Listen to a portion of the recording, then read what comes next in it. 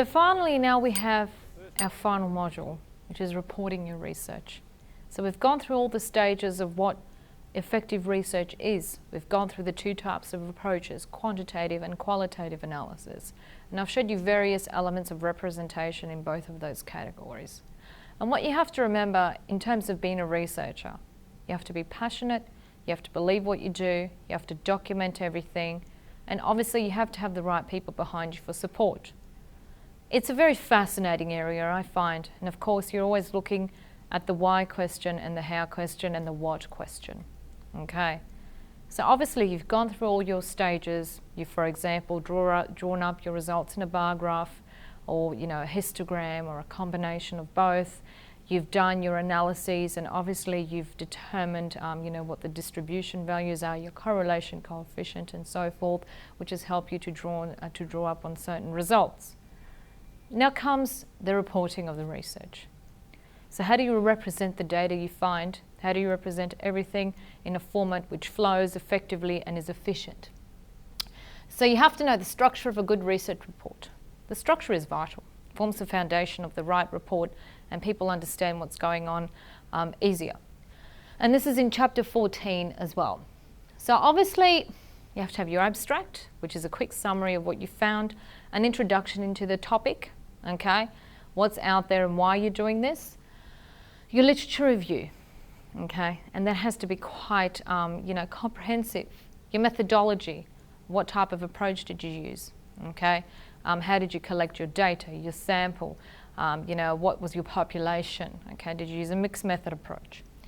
Findings and results, again, depends on what type of approach you use. If it's qualitative, you might want to draw up certain tables with key themes, or you want to do a thematic style analysis.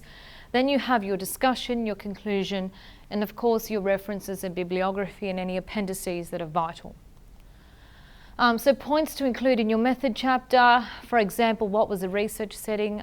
If you're doing a hospital, you can say this research was undertaken in a large metropolitan hospital. If you're doing an organisation out in a smaller city, you might say this was research undertaken in a medium-sized organisation in a rural city, for example, or a town. Sample selection and research informants, for example, how many took part and why. And obviously another one is how you selected those people. Okay, what was your mindset in that?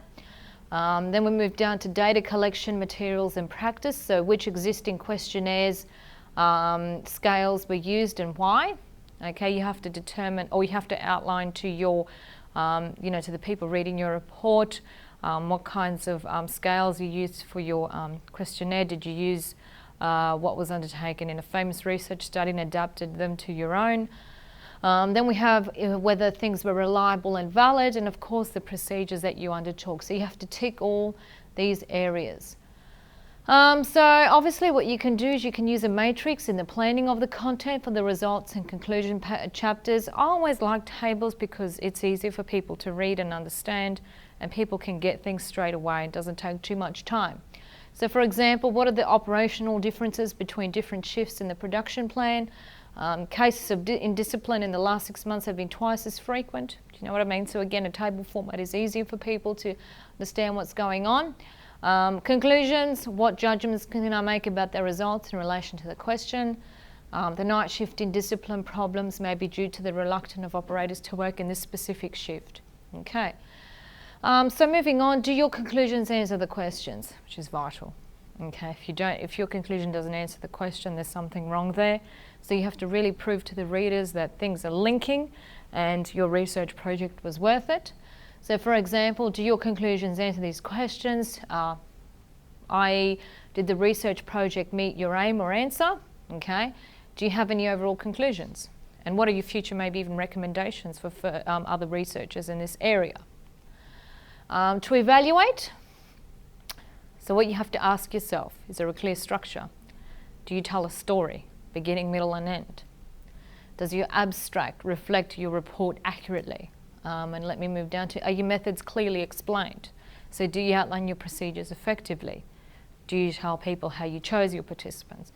Do you outline the challenges you faced and how you overcame them? Okay. Or have you eliminated all jargon? Many people tend to think that research is complex, you have to use terminology no one understands. The easier you make it, the better it will be. And I know that from personal experience. Okay, so now focusing on the student research and continuing on. So presenting the objectives for a report. Now this is an example of how you might want to present your goals, okay? To describe the purpose of the research project, so your aim, to explain the context in which this research was undertaken, to list the main findings, conclusions and recommendations are always vital, to identify your research strategy, which is what a lot of people will always want to find out. And because obviously if your research strategy is your means of achieving your results, so people are always questioning and asking how valid or how reliable it actually is. Okay.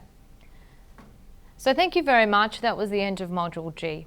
I thoroughly hope you've enjoyed all the modules, and believe me, you'll be very excited to take part in your assessments. Please remember to summarise your chapters and your PowerPoint slides as well. Okay. Thank you very much, everyone.